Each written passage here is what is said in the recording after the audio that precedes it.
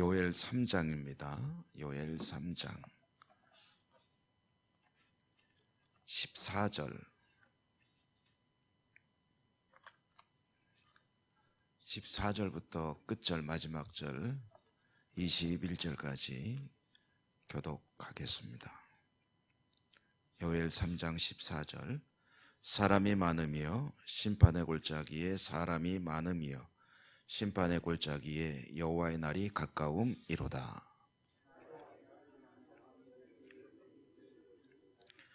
여호와께서 시온에서 부르짖고 예루살렘에서 목소리를 내시리니 하늘과 땅이 진동하리로다. 그러나 여호와께서 그의 백성의 피난처 이스라엘 자손의 산성이 되시리로다.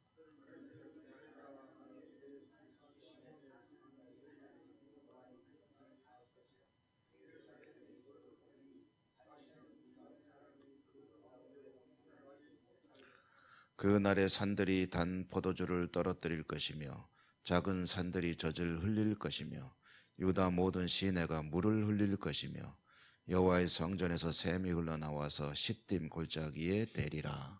그러나 애굽은 황무지가 되고 에돔은 황무가 되리니 이는 그들이 유다 자손에게 보합을 하며 무지한 피를 그 땅에서 흘렸음이니라.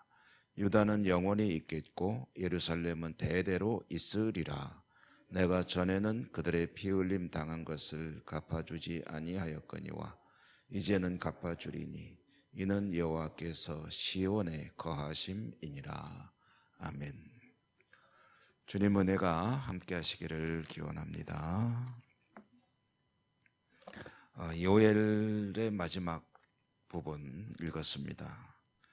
요엘 선지자를 통해서 하나님께서 그 백성들에게 주시는 말씀, 길지 않은 그런 선지서인데요. 요엘이 가지고 있는 특징들이 몇 가지가 있습니다. 그것은 우선 선지서니까 하나님께서 이스라엘 향해서 회개할 것을 촉구하십니다. 회개하라는 것이 주 메시지입니다. 회개해야 되는 이유는 이스라엘이 하나님을 섬김에 있어서 문제가 있기 때문이죠. 우상을 섬기고 하나님께 범죄하는 그들을 향해서 하나님은 선지자를 보내시고 선지자로 하여금 이제 회개를 촉구하도록 외치게 하십니다. 그러면서도 이 요엘서라고 하는 선지서가 가지고 있는 한 가지 두드러진 특징은 책망이 별로 없다는 겁니다. 책망.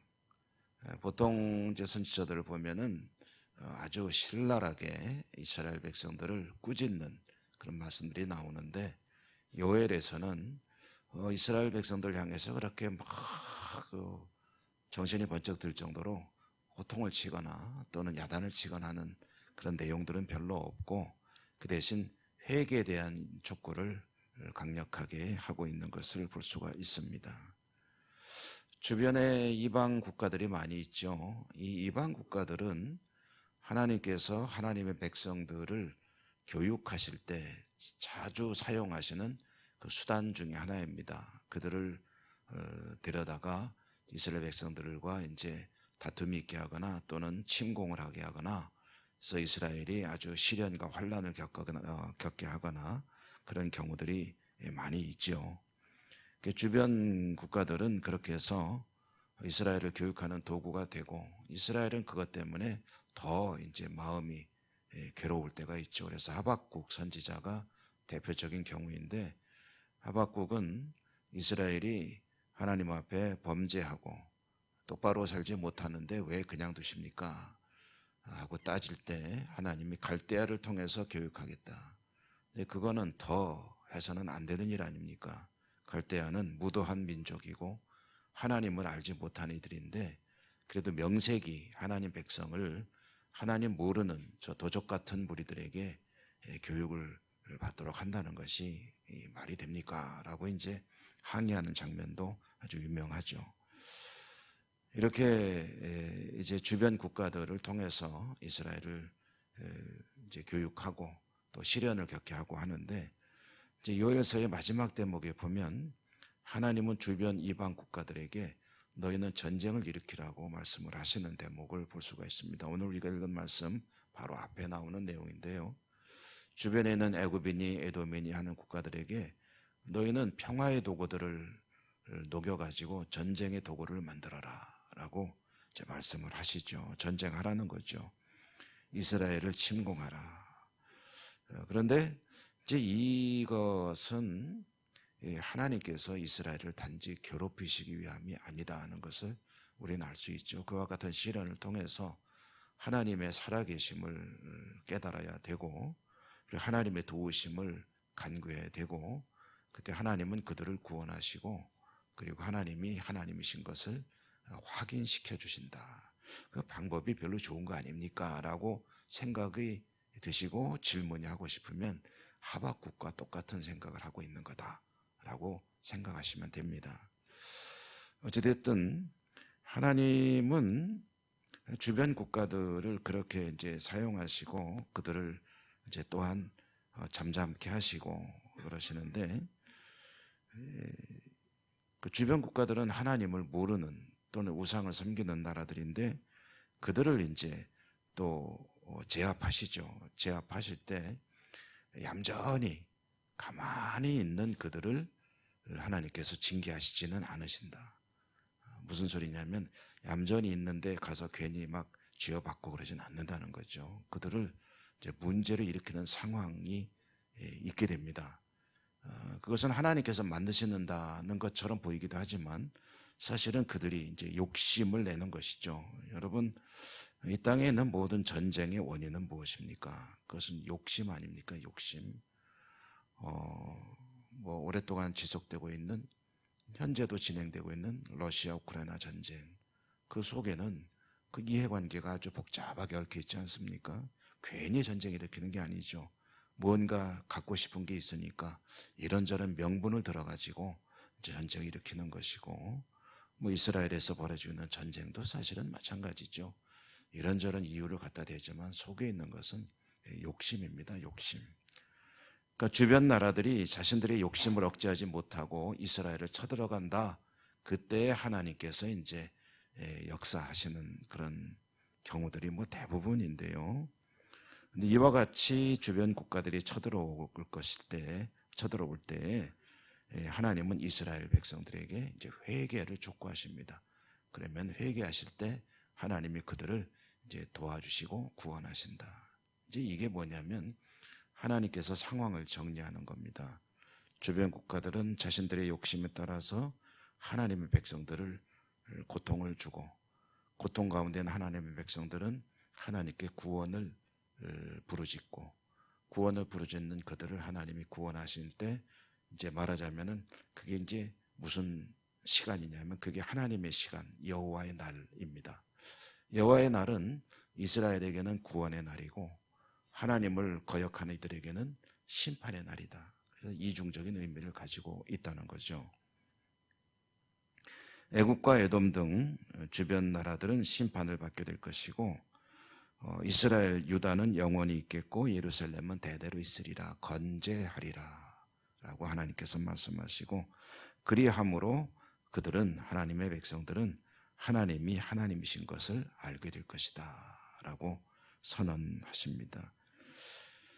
유다는 영원히 있고 예루살렘은 대대로 있을 것이다 라고 할 때 여기에 대해서 이제 우리가 또 한 가지 더 알아야 될 것은, 이것은 혈통의 이야기가 아닙니다. 민족의 이야기가 아닙니다.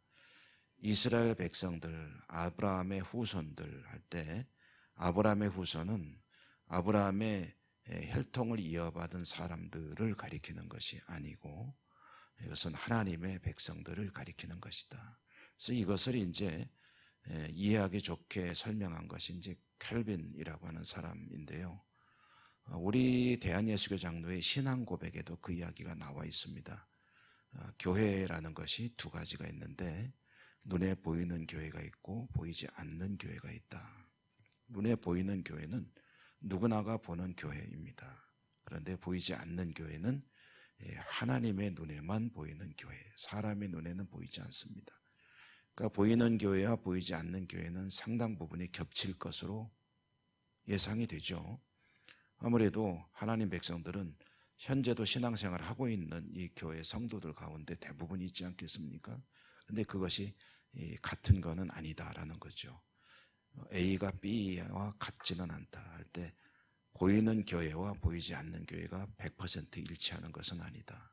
그 일치하지 않는 부분이 1%인지 10%인지 혹은 그보다 훨씬 더 많을지는 하나님만 아신다.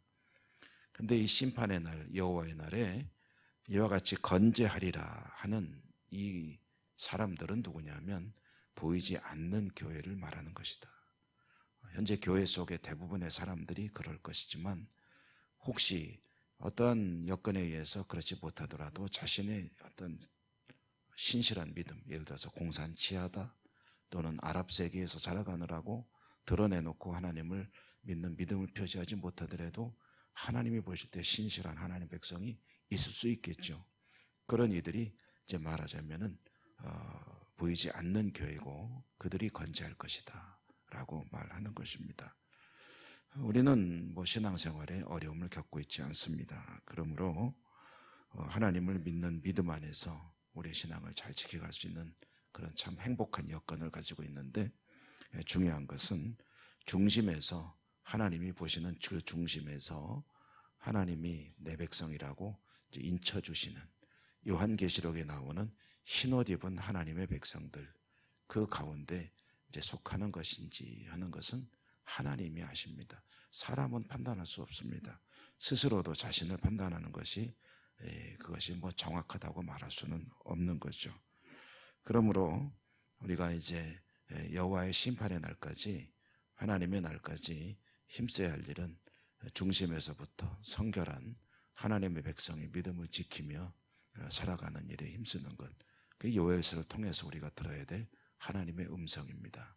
마지막 때까지 남는 그가 바로 내 백성 이스라엘이다 라는 사실 기억하시면서 오늘도 말씀에 근거하는 복된 하루 살아가시기를 주님 이름으로 축복합니다.